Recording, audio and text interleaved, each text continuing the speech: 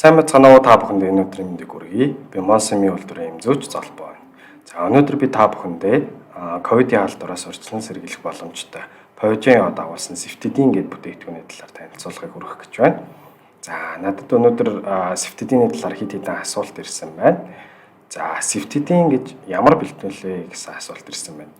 За Ceftidine нэнгийн эсрэг өргөн үрээний үйлдэлтэй халдваргүйжүүлэгч бэлтгэл. Вирус, бактери, мөөгөнцрийн эсрэг идэвхтэй үйлчилж устгадаг Pojeo дагуулсан бэлтгэл байгаа. За яагаад бид Ceftidine хэрэглэх ёстой вэ гэсэн асуулт ирсэн байна.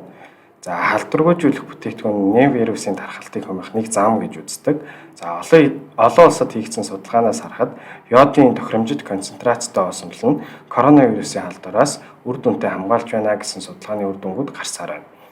Ceftidine бол йодын тохиромжит концентрацтай буюу Pojeo йодын 1%-ийн осмол бөгөөд бидний эргэн тойронд байх бактери, вирус, мөөгөнцрийг 99.9% устгадаг бүтээгдэхүүн юм аа.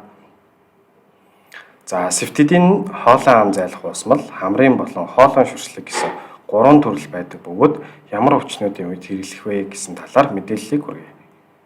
За хоолой ам зайлах усмлыг дараах тохиолдлуудад хэрэглэнэ.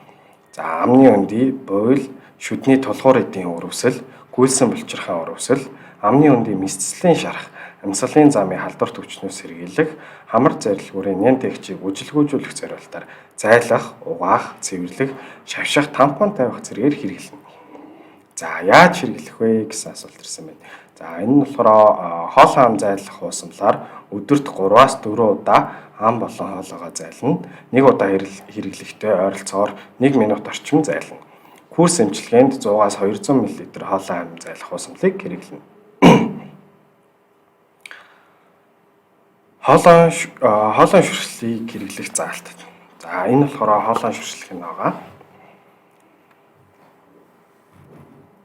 За хоолой шүршлэгийг хэрэглэх заалт нь болохоор амны өндий болон залхиурын халдварт ба өрөвсөлт өвчнүүдийн үед хурц болон архаг гүйлсэн булчирхай өрөвсөл, бойлны өрөвсөл, шүдний тулгуур эдийн өрөвсөл, хомхой, хамар залхиурын нэм болон вирусыг устгах, шүд өвдөх, шүд авах, шүдний эмчилгээ, эрүүн нүрийн мэсцлийн дараа халдвараас хамгаалах, эмчилгээний үр дүнг сайжруулах, амьсгалын замын халдвараас сэргийлэх, нэнгийн болон вирусын гаралтай ханиа томноос сэргийлэх, хамрын салстын өрөвсөл, амны үнэр дарах зорилгоор хэрэглэж байгаа.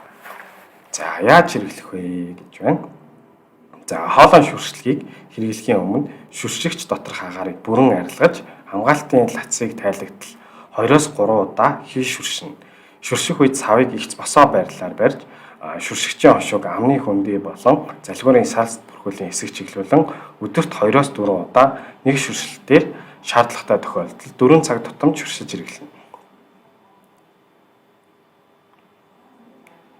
За хамрын шүршлэгийг болохоор өдөрт 2-4 удаа нэг шүршилтээр шаардлагатай тохиолдолд 4 цаг тутамд шүршиж хэрэглэж байгаа.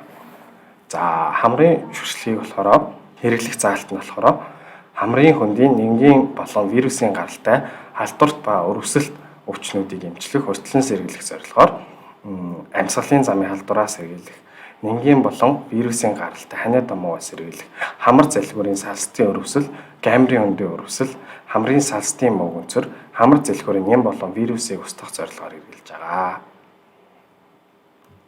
За анхаарлаа хандуулсан та бүхэндээ баярлалаа. Баяртай.